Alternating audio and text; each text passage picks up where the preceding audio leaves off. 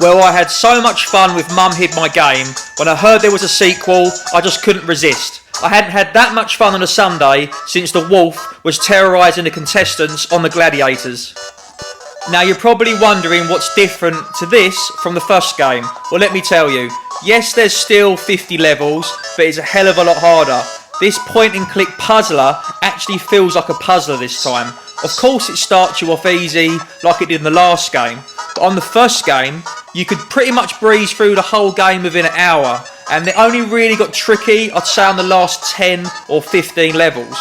On Mum Hid My Game 2, after you get the first few easy levels out the way, straight away it's setting you up to fail. There's a lot of red herrings and things thrown in there to completely put you off and click on the wrong thing. The game this time round will take you a little bit longer. I'd say due to its increased difficulty, where you're actually going to be making lots of mistakes and failing pretty much on every other level once you get stuck into it, it might take you more towards a 2-hour mark. So there's definitely more playability in there, more value for money, and also as an incentive, you get these little silly games once you complete it, like a hidden game at the end.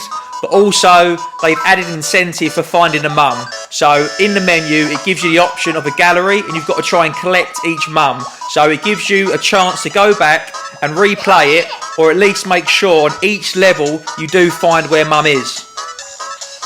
They've really been invented this time round, and they've had to. Let's be honest, we've already had a game where we're trying to find our video game console. So what have they done? They've completely switched it up and just been absolutely brutally annoying by sticking mum in the most outrageous, hidden and just damn right ridiculous places.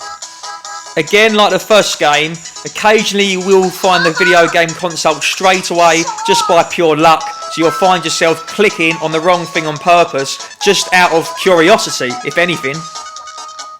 The levels on this second game compared to the first are a hell of a lot more creative. There's a lot more different ideas. It's not just spot the difference and noughts and crosses.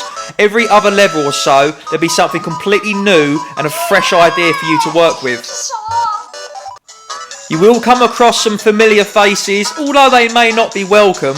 And we have seen this guy before on the first game where he was looking for that ball, but I don't want to spoil it and tell you where it is. And with this newfound variety in these creative levels, you will have to find yourself really thinking outside the box. I mean, you have to step so far away from the box, you won't even see the box. You'll find yourself opening things, closing things, looking around, seeing if there's literally anything you can click on, anything you will interact with, and even when it does do what it should do, you kind of think, what the hell is happening? In the first game, there was 1 or 2 levels which were cool. On this one, you've got them in abundance. You even get to throw these throwing stars at a ninja. It doesn't get much better than that. If you are new to this game, sit back and enjoy the ride. If you are familiar, then you'll love the wackiness that they've added into this. It's even bigger, better and bolder than it was in the first game. They've added a little bit more to the mechanics and G'd it up a little bit, got you interacting more, so you find yourself doing a little bit more than you would do in the first one, not necessarily pointing and clicking, but more, I don't know, more tapping and clicking. Yes, your hungry sister is back again, and yes, she will not let you touch her Haagen-Dazs ice cream. Wild animals again make a return in this, amongst people, traffic, and damn right anything that you think lives in this kid's house and his bedroom. You name it, you're going to find it. You've got the same hint system which is there available for you guys to use where you match up the cards. You will find yourself using it a few times. You may not have used it at all in the first game, or maybe once if you was being impatient. This was another really fun, unique idea where you got to smash them balls out the window. It gets you in a rhythm, gets you cocky and complacent with it. You start feeling it, enjoying it. Then the game comes and yeah, you've got to stop swinging that bat. Don't smash it up. And no Hid My Mum game would be complete without a random car in this kid's house. The difficulty of this one really is pumped up. You will notice it as soon as you are, like I said, 5 levels in or so. There will be some where you're literally trying to think, what have I got to do here? You start a level, you look at what's in front of you, and you'll be so confused and perplexed, but that's just part of the game. You've got to enjoy it. It really wants you to fail this time. It doesn't want you to breeze through. Better not click that. Potluck, that's got a snake. 1, 2. This one? No, it's Mum. There really is so much to show you guys this time round, but I really don't want to ruin it, which is why you're getting a snippet of these levels, and I don't want to show you what to do. I have to show you this one. This is genius. It reminds me of the Copter game I used to play at school. I don't know if anyone ever played that, where you're sort of tapping, trying to keep this helicopter from banging into anything, and you're doing it with this little remote control, and you're trying to get all the way to the end of the level, and I tell you what, it's very long, very far, and very, very difficult. As the toughness of the game gets on, you'll find yourself using things slightly outside the level, and it is a little bit cheeky in that respect. It did show you a bit of this in the first game, but it happens a lot on this. There are things where you have to time them exactly and use things inside and outside your environment to create the level and progress in the game. Sometimes it will have you stumped. On this one, I really didn't know what I was doing, to be honest. I just played about with it for a little bit and then stumbled across what I had to do. Mum, once again, is playing a pantomime villain here. However, she seems like she's taking more of a dominant role and getting more involved. In the first game, you really don't want to see your mum. You don't want to get the game over. But in this one, you'll find yourself interacting with her the same as you will do with your sister in the first game. That's kind of what it's like with these two in this second game.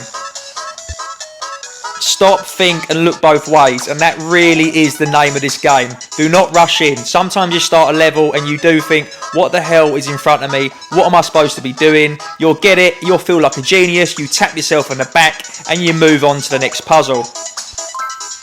Let me just grab this rock. That seems like a good idea, and I'll just smash that. Probably work? No, of course it doesn't. Idiots. There really is not much this kid cannot do. He's definitely stepped it up in this game, the amount of things he can do, and he was getting bullied by his mum in the last game, let's be honest, but I mean, in this game, you do the bullying. You do not mess around. Yeah, put mum on the scale. Yeah, I put my foot on it. Yeah, mum, you're fat. Ha ha ha ha ha. Do some skipping, mum. Where's my game, you bitch? Well, this seems easy. I wonder what's up there. Well, Peekaboo! Fire, dynamite, what could possibly go wrong here? Let's just light it and kaboom! Mama. I would really like to know what this kid eats and what his dietary requirements are, because he's literally just pushing along a 2-ton boulder like it's a bag of sweets. Once you see him return for the second time, you kind of do want to knock his head off. The ending of this game, like the previous, really is beautiful and it leaves you on a cliffhanger. Is this game worth buying? Well, if you played the first one and you enjoy a more tougher puzzler this time round, then yes. If you're new to it, just judge it for yourself. For more indie content, please check my channel. Cheers, guys.